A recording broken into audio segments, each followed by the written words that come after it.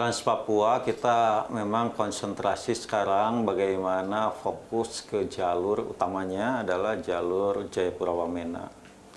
Jayapura Wamena juga kita ada pelabuhan di pantai utara Papua itu yang namanya Depapre. Jadi kita sekarang sedang mencoba menyelesaikan Depapre sampai ke Wamena karena ini yang betul-betul akan menurunkan biaya logistik di Wamena. Jadi kita saat ini mengalokasikan dengan sumber dana SBSN dan juga nanti ada KPBU AP. Memang kita harapkan tadinya selesai tahun depan, tapi kelihatannya yang KPBU AP itu masih dalam tahap persiapan. Mungkin kita akan selesaikan di 2025. Oke, berarti Trans Papua ini kita positif mungkin bisa targetnya 2025 terselesaikan gitu ya Pak? Untuk Jayapura Wamena, jadi kita ingin tadinya kita memang banyak membangun di sana-sini, tapi tidak satupun menurunkan biaya logistik karena terlalu tersebar. Jadi kita sekarang sedikit memfokuskan di Jayapura Wamena. Oke, tadi dari sejumlah proyek ini yang hampir alokasi dananya 80 triliun tadi, itu mana saja sih Pak yang sudah terselesaikan yang dicatatkan oleh Ditjen Bina Marga? Untuk yang tahun ini, karena tahun berjalan, jadi karena tahun berjalan itu rata-rata kita memang target selesai di akhir tahun, di Desember ya. Jadi memang semuanya sedang berjalan. Tadi mungkin mengenai jalan tol ya, jalan tol mungkin sudah tahu bahwa kita fokus kepada, terutama yang Sumatera itu adalah bagaimana kita menyelesaikan backbone. Nah sekarang ini jalan tol terutama yang bagian selatan ini yang cukup panjang dari Bakauni sampai Palembang ya itu sudah beroperasi. Kita fokus sekarang Palembang Betung itu dilakukan oleh badan usaha investor jalan tol. Kemudian kita sekarang sedang mulai mungkin baru 1-2 bulan mulai konstruksi dukungan APBN Betung ke arah Jambi. Oke Pak Hedi, sejauh ini apa saja tantangan yang dihadapi dalam membangun negeri dan seberapa penting sih konektivitasnya dalam pertumbuhan ekonomi Indonesia? Nah, jadi begini, ini ada istilah ya kalau ingin rakyat kita sehat itu kita bangun rumah yang sehat, ada sanitasinya, ada air bersih. Tapi untuk kaya, untuk makmur, kita harus bangun jalan.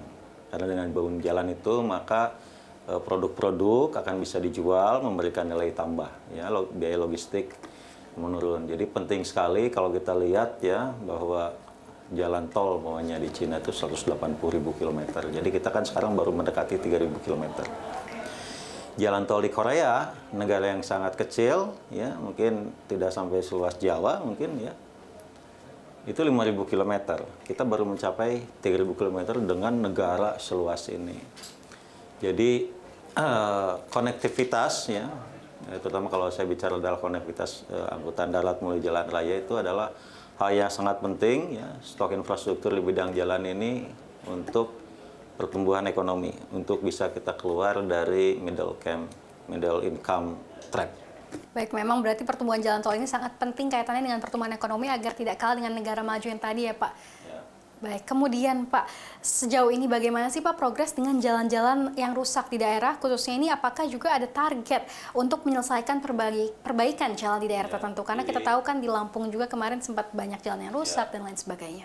Jadi jalan tol itu adalah backbone, ya. Jalan tol itu backbone, nanti memang dampaknya ini secara long distance, secara perjalanan jarak jauh, akan menurunkan waktu tempuh. Ya, waktu tempuh kita sekarang di kisaran 2 jam per 100 km. Idealnya itu kita di sekitar 1,5 jam paling tinggi per 100 km. Itu baru kita bisa bersaing dari segi infrastruktur jalan dengan negara tetangga kita.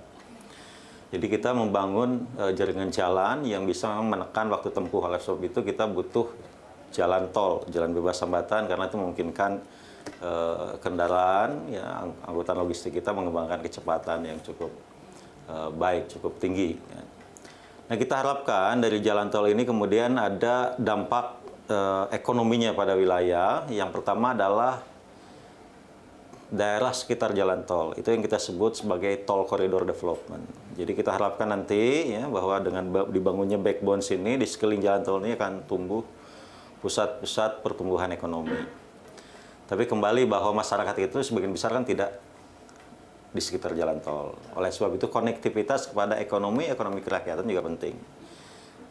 Kepada daerah-daerah pemukiman di mana mereka memiliki potensi-potensi produksi, apakah itu kebunnya, kolam ikannya, ya, sawahnya, dan sebagainya, perlu kita konekkan dengan backbone tadi jalan tol.